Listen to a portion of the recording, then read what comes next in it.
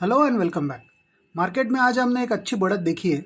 Nifty में हमने करीब 18,012 के आसपास का क्लोज देखा है, जो कि 250 पॉइंट की एक शानदार बढ़त निफ्टी में देखी गई। वही बैंक निफ्टी में हमने 300 पॉइंट से ज़्यादा की बढ़त देखी है और बैंक निफ्टी हमने 41,300 के ऊपर आज क्लोज आता हुआ देखा है। तो नेट नेट दोनों इंडेक्स में एक अच्छा खासा पॉजिटिव अंडरटोन पूरे दिन देखा गया। जहाँ तक टेक्निकल्स का सवाल है तो निफ्टी में एक कप एंड हैंडल फॉर्मेशन बनता हुआ क्लियरली नज़र आ रहा है और इस फॉर्मेशन का जो स्पैन है वो काफ़ी बड़ा है। पिछले 6 महीने से ये फॉर्मेशन डेवलप हो रहा था और अभी ये ब्रेकआउट के बिल्कुल नज़दीक आता हुआ नज़र आ रहा है। तो इस फॉर्मेशन का, इस पैटर्न का जो ब्रेकआउट लेवल बनेगा वो 18,100 बनेगा। 18,100 के ऊपर अगर निफ्टी क्लोज करने में कामयाब हो जाता है तो फिर ये एक ब्रेकआउट माना जाएगा इस पैटर्न का और एक अच्छी शानदार तेजी इसके बाद इंडेक्स में देखने को मिल सकती है। पिछले अगर 6 महीने का व्यू हम देखें तो निफ्टी ने करीब करीब 3 अटेम्प्ट्स ऐसे किए हैं इसके पहले कि जब 18,100 के ऊपर निकलने का प्रयास निफ्टी ने किया है और इस बार अगर ये सफल हो जाता है तो देर इज़ नो डाउट कि एक स्ट्रॉन्ग अपमूव हमको इंडेक्स में देखने को मिल सकता है।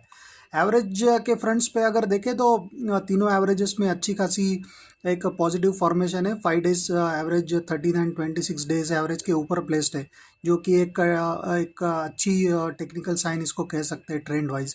और इंडेक्स का जो प्राइस है वो इटसेल्फ 5 डेज एवरेज के ऊपर कंसिस्टेंटली मेंटेन कर रहा है पिछले 6-7 सेशन से, तो वो एक अच्छा पॉजिटिव अंडरटोन का इंडिकेशन है। तो नेट नेट एक अच्छा एक टेक्निकल सेटअप इसको कह सकते हैं। और वीकली चार्ट पे भी अगर हम नज़र डालें तो वीकली चार्ट पे भी निफ्टी बिल्कुल उसी तरह के फॉर्मेशंस हमको नज़र आ रहे हैं, थोड़े थोड़े से ब्रॉडर स्केल पे। और यहाँ पर भी वही 18,100 का लेवल एक क्रूशल हर्डल निफ्टी के लिए नज़र आ रहा है, लेकिन इसके ऊपर किसी कारणवश अगर निफ्टी कामयाब हो जाता है निकलने में तो एक बहुत स्ट्रॉन्ग एक अपमूव हमको देखने को मिल सकती है। तो नेट नेट निफ्टी में एक अच्छा एक पॉजिटिव सेटअप लग रहा है। इमीडिएट सपोर्ट और रेजिस्टेंस की अगर बात करें तो निफ्टी में इमीडिएट सपोर्ट जो बनेगा वो करीब 17,600 17,750 इस जोन में निफ्टी का अच्छा सपोर्ट है। ऑन द हायर साइड जैसा मैंने कहा कि 18,100 का एक हर्डल है और उसके बाद फिर 18,450 तक भी ये इंडेक्स एक्सटेंड हो सकता है in the very short term. तो ये निफ्टी के लेवल्स है। बैंक निफ्टी में हमने जिस तरह का आज क्लोज देखा है तो वो एक कंसोलिडेशन जो पिछले 4 दिन से हम देख रहे हैं उसी को कंटिन्यू होता हुआ हमने देखा है। और पिछले 3-4 सेशन का जो कंसोलिडेशन है उसमें 41,550 के ऊपर बैंक निफ्टी निकल नहीं पा रहा है, तो उसके ऊपर अगर ये क्लोज देने में कामयाब हो जाता है तो फिर इसमें भी एक अच्छी खासी अपमूव शुरू हो सकती है बैंक निफ्टी में। इसके लिए इमीडिएट जो सपोर्ट बनेगा वो करीब 40,700 के आसपास बनेगा और उसके बाद नेक्स्ट सपोर्ट आएगा 40,300 350 के आसपास।